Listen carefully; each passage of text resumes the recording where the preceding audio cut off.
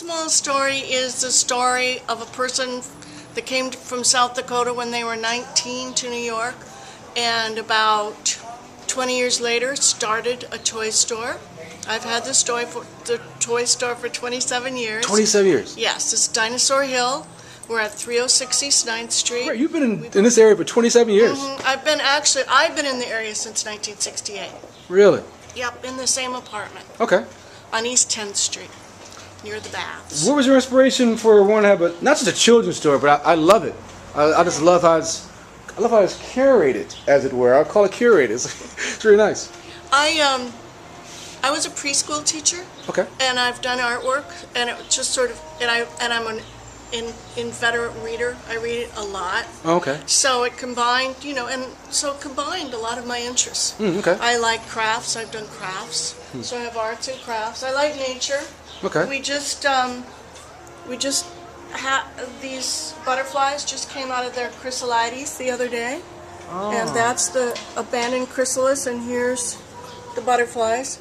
They're toughening up their wings, so in a couple days we're going to turn them loose, and then they'll be out in the world. We sell the kits that you send for your own. My interest is also in many handcrafted things, so I'll walk with you. we have batik. We have a lot of batik.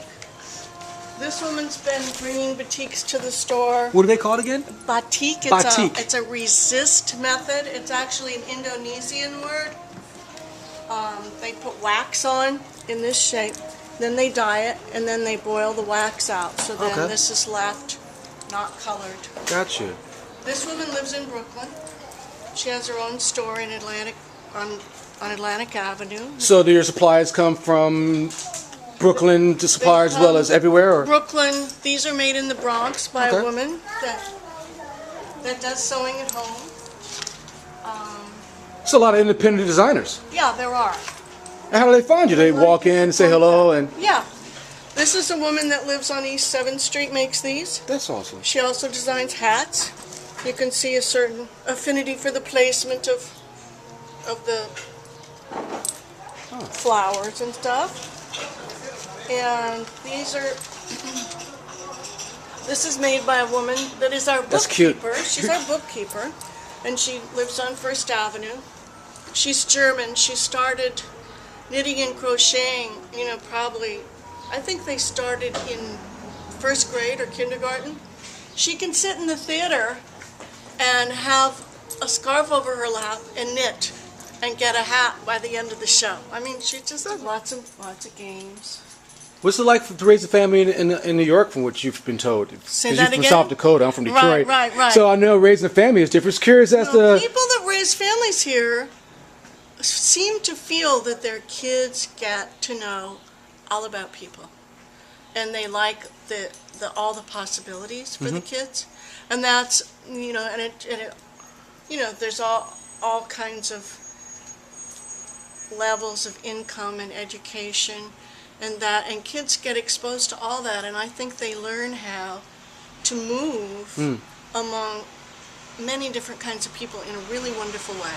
Yeah. I think that's hopeful. These are made by a woman that came into the store 25 years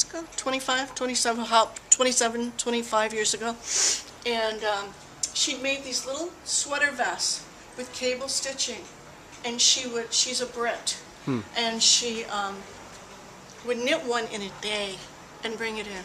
Whoa. And then she did a lot of sewing, and she does these just because she's being merciful and bringing me things that are wonderful to sell. She now runs a language immersion program at the Bureau of Manhattan, BMCC, Bureau of Manhattan Community College. Yeah. And so she still brings in this and that.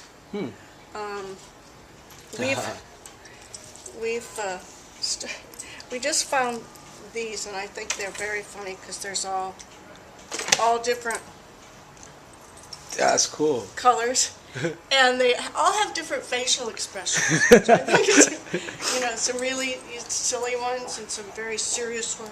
This one's getting some teeth. Just curious as to how things have been for you in the 80s, 90s, and now. If there are certain In miles. the 80s, for there your- were only a few stores on the block. Really? Like less than a dozen. Now there's 43. Okay. In the 90s, there were maybe not quite as many, and now there's more. In the 80s, you know, it wasn't so hot. It went up and up and up into the late 90s Yeah. and early, you know, 21st century. And then after 9/11, interesting, after 9/11, my business went down by 35%. Whoa. And then it's still not quite what it was, which is just, I can't exactly explain it. I don't know why. It happened to a lot of people Yeah. south of 14th Street, interestingly enough. Is that tourists? Less tourists? Or is No, that... actually, right now, there's more tourists. And I don't know why. And there have been other toy stores in the neighborhood, but none of them have seemed to be able to survive. It's going to start to sell hot dogs there. I love That's it. the easiest. Oh, I would still. thank you very much. Anything else you want to share that I can ask you? I think your project's really exciting, and I Oh. wish you well doing it. Oh. I love that you're that curious about people, and that you're talking to people, and that you're finding people's stories. Because what else is there? Oh, yeah. Thank you very much. Yeah. Thank you. Bye.